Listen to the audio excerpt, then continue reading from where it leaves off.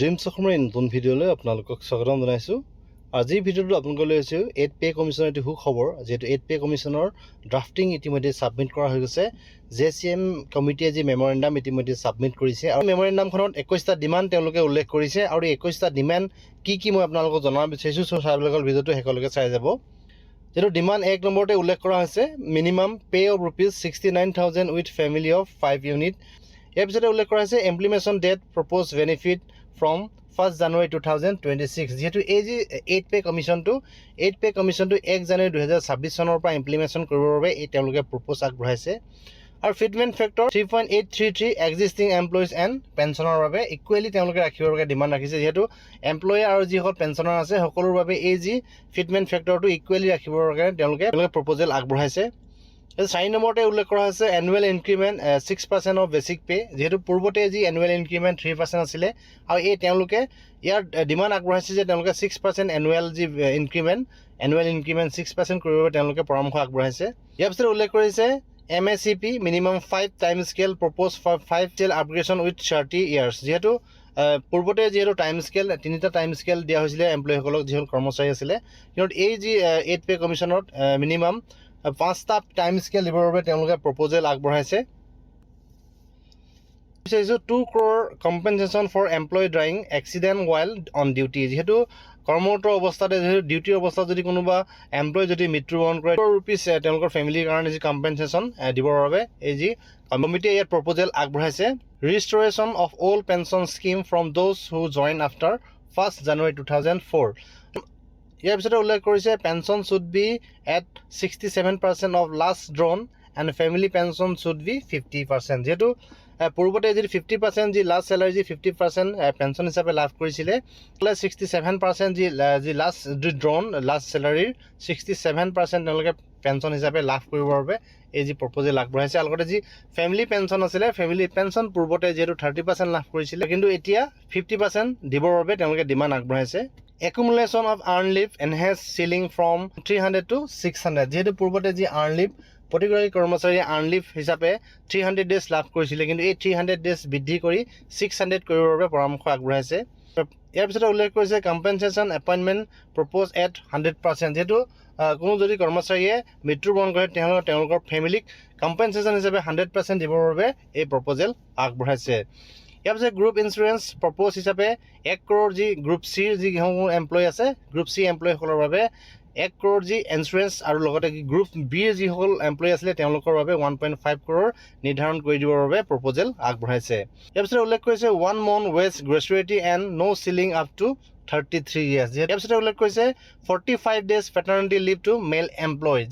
যিহেতু paternity live কেৱল মহিলাসকলেহে লাভ কৰিছিলে পূৰ্বতে, কিন্তু এতিয়াৰ পৰা 45 days যিসকল মেল যি এমপ্লয়ী আছিলে তেওঁলোকেও যাতে 45 days পেটাৰ্নিটি লিভ লাভ কৰে, এই ডিমাণ্ড এই কমিটিখনে আগবঢ়াইছে। 14 নম্বৰত আছে parent care leave propose total 60 days in entire service. যিহেতু তেওঁলোকৰ চাকৰি জীৱনত 60 দিন তেওঁলোকৰ যিহেতু মাতৃ আৰু পিতৃৰ আজি শুশ্ৰূষাৰ বাবে 60 days তেওঁলোকে লিভ প্ৰপ'জেল আগবঢ়াইছে। LTC related earn leave enhance propose from 10 days to 20 days। যিহেতু পূৰ্বতে যি LTC যি ৰিলেটেড যিটো লিভ আছিলে, এই LTC পূৰ্বতে যিহেতু 10 দিন আছিলে আৰু এই 10 দিনৰ ঠাইত 20 দিন কৰিবৰ বাবে তেওঁলোকে প্ৰপ'জেল আগবঢ়াইছে। তাৰপিছতে HR যিহেতু 3টা স্লেবত এই HR দিবৰ বাবে তেওঁলোকে প্ৰপ'জ আগবঢ়াইছে। ইয়াত XYZ কেটেগৰীত তেওঁলোকে ডিভাইড কৰিছে 40%, 35% এণ্ড 30% হিচাপে যি DA লগতে ইনক্লুড কৰিবৰ বাবে এই HRটো তেওঁলোকে প্ৰপ'জ আগবঢ়াইছে। ইয়াৰ পিছতে উল্লেখ কৰিছে maternity leave propose at 240 days and remove 2 child restriction. যিহেতু মেটাৰ্নিটি লিভ পূৰ্বতে 180 days লাভ কৰিছিলে আৰু 180ৰ ঠাইত 240 days কৰিবৰ বাবে তেওঁলোকে প্ৰপ'জেল আগবঢ়াইছে। আৰু লগতে যি 2টা চিলড্ৰেনৰ যি ৰেষ্ট্ৰিকশ্যন, এই ৰেষ্ট্ৰিকশ্যনটো উঠাই দিবৰ বাবে তেওঁলোকে প্ৰপ'জেল আগবঢ়াইছে। Communication registration propose after 11 year not 15 years। যিহেতু এইটো পূৰ্বতে যিটো 15 years আছিলে, 15 yearsৰ ঠাইত 15 বছৰ কৰিবৰ বাবে তেওঁলোকে প্ৰপ'জ আগবঢ়াইছে। ইয়াৰ পিছতে GPF to NPS and UPS employees till OPS is restored। যিহেতু 30 days minimum bonus to be guarantee on actual basic pay and DA। আৰু লগতে শেষত উল্লেখ কৰিছে ORP যিহেতু 1 rank 1 পেঞ্চন বেনিফিট।